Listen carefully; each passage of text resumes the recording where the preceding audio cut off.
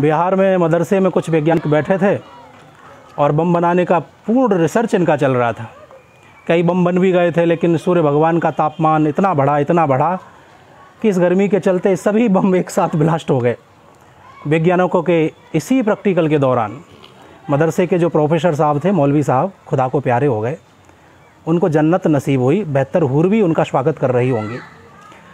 मस्जिद परिसर में जो मदरसा था, यानी कि जो ट्रेनिंग सेंटर, ट्रेनिंग कैंप जो था, वह पूरी तरह ध्वस्त हो गया। घायलों को जल्दबाजी में ऑटो में ठूस करके किसी गुप्त स्थान पर ले जाकर के गुप्त रोग सर्त या स्पेशलिस्ट लुकमानी हकीम खतरे जान से द्वारा इनका इलाज कराया जा रहा है।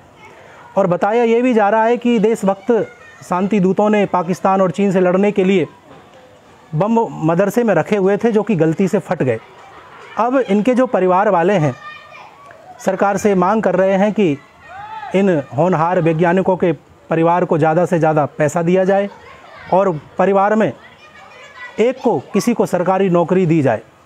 मेरे भाई बहन, ये तो रहे आज के ताज़ा समाचार, लेकिन आपको मैं बताना चाहता हूँ कि प्रत्येक हिंदू एक प्रश्न करता रहा है मेरे से कि कारण क्या है कि हम इतना चढ़ावा मंदिरों में चढ़ाते हैं, लेकिन फिर भी आज हिंदू का कल्याण क्यों नहीं है। तो मैं आप लोगों को बताना चाहता हूँ, इसी समाचार से इस चीज़ को मैं जोड़ रहा हूँ। 1951 में हिंदू धर्म दान के ऊपर एक एक्ट बनाया गया था, और ये एक्ट उस दिन बनाया गया था जिस दिन जवाहरलाल नेहरू ने आपके जामा मस्जिद में जाकर के गोल टोपी को पहना था। सरदार वल्लभ भाई पटेल ने तो काफ़ी लताड़ा था, काफ़ी फटकार लगाई थी, लेकिन ये साहब माने नहीं और इस एक्ट को लागू कर दिया। और इस एक्ट के लागू होते ही जो हमारे देश के मंदिर थे वो राज्य सरकारों के अधीन हो गए। फिर क्या है, फिर भ्रष्टाचार का खेल प्रारंभ हुआ।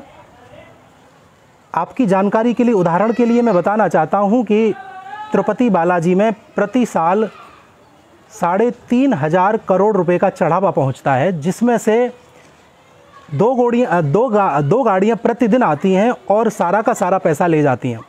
मात्र 7% जो पैसा है वह मंदिर के पुजारियों को रख रखाव के लिए दिया जाता है, उसी से रख रखाव करना है। इसी क्रम में अन्य सरकारों ने भी, कर्नाटक है, उड़ीसा है, तमिलनाडु है, महाराष्ट्र है, इन सरकारों ने भी ऐसा ही किया। हिंदुओं के जो मंदिर थे उनका चढ़ावा अपने अधीन किया। लेकिन आपको ये जानकर के बड़ा ताज्जुब होगा कि इस मंदिर के चढ़ावे का 80% जो पैसा है वो हिंदू विरोधी गतिविधियों पर खर्च किया जाता है।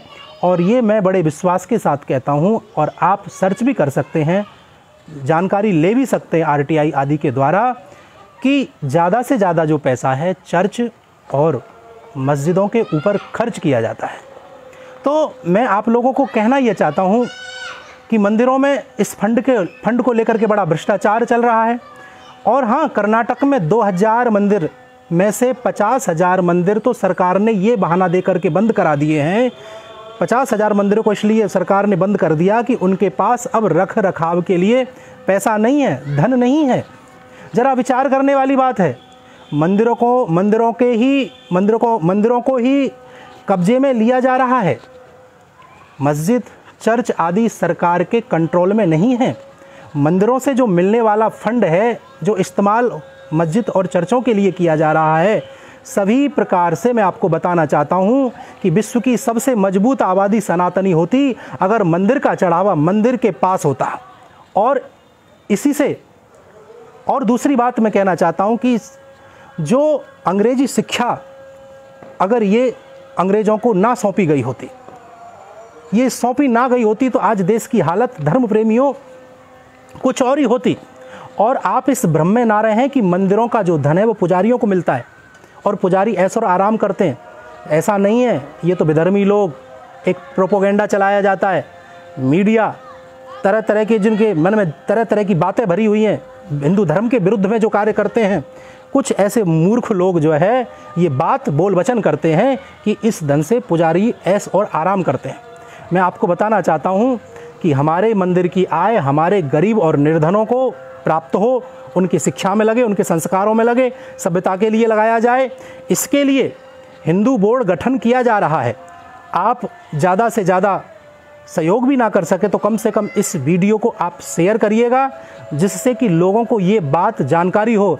मैं बार बार बोलता रहा हूँ, और मैं ही नहीं, बहुत सारे लोग बार बार बोलते रहे हैं।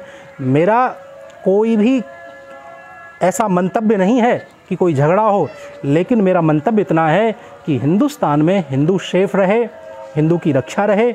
और मेरी विशेष इच्छा है, और हम सब हिंदुओं की भी ये इच्छा है कि हमारा जो देश है वह हिंदू राष्ट्र बने। हिंदू राष्ट्र कैसे बने? आप बुद्धिजीवियों को, आप सनातनियों को मार्ग निकालना है, रास्ता निकालना है, बैठकें करनी है, विचार बनाना है। और आप लोग हमसे जुड़ना चाहते हैं तो केवल मैं आपसे प्रार्थना करता हूँ, सनातनी और राष्ट्रवादी लोग ही मेरे इस पेज को फॉलो करें, और बेकार के लोग इस मैदान में कूदने की उनकी कोई आवश्यकता नहीं है।